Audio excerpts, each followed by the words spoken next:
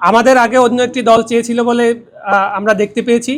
সেক্ষেত্রে আমাদের ব্যাখ্যাটি হলো, যেহেতু ওই নিবন্ধিত রাজনৈতিক দল তারা যখন নিবন্ধন পায় তখন রাজনৈতিক নির্বাচন কমিশন থেকে তাদেরকে কেতলি মার্কা বরাদ্দ দেওয়া হয়েছিল।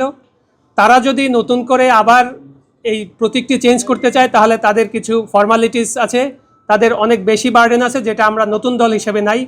আমরা চেয়েছি যে এইটা তালিকাভুক্ত করে আমাদেরকে বরাদ্দ দেওয়ার জন্য, প্রথমত। দ্বিতীয়ত হচ্ছে, নির্বাচন কমিশন যখন নীতিগত সিদ্ধান্ত নিয়ে এই বিষয়টি আইন মন্ত্রণালয়ে ভেটিংয়ের জন্য পাঠিয়েছিল, যেখানে শাপলাকে রাখা হয়নি, এরপরে কিন্তু ফার্স্ট অ্যাপ্লিকেশনটা নিয়ে আমরাই এসেছি। অর্থাৎ আপনি যদি আইনগত বিষয়টি বিবেচনা করেন তাহলে আজকে এই নীতিগত সিদ্ধান্তটি গ্রহণের পরে নতুন করে কে এই প্রতীকটি বরাদ্দের জন্য আবার আবেদন করলো, তার একটা অন্যতম লেজিটিমেট রাইট তৈরি হয়ে যায় এই প্রতীকটি বরাদ্দ পাওয়ার।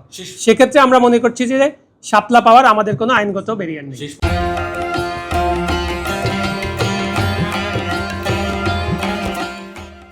আমরা তো নির্বাচনের আগে ইসি পুনর্গঠন করতে হবে, স্ট্রেট ফরওয়ার্ড, এবং ইসি যেভাবে পুনর্গঠিত হয়েছিল সে আইনটারও পরিবর্তন করতে হবে, এবং ঐক্যমত কমিশনের যে নতুন যে সিস্টেমগুলো আছে সেটা অনুযায়ী এই ইসিতে যারা সাংবিধানিক প্রতিষ্ঠান অনুযায়ী নিজের ভালো কাজের পরিচয় দিয়েছেন তাদেরকে রাখা যেতে পারে, কোনো ব্যক্তি আকারে নয়। কিন্তু ইসি পুনর্গঠন করবে অনেকে তাদের ব্যক্তি জায়গা থেকে একটা দলীয় মুখপাত্র হিসাবে কাজ করছেন।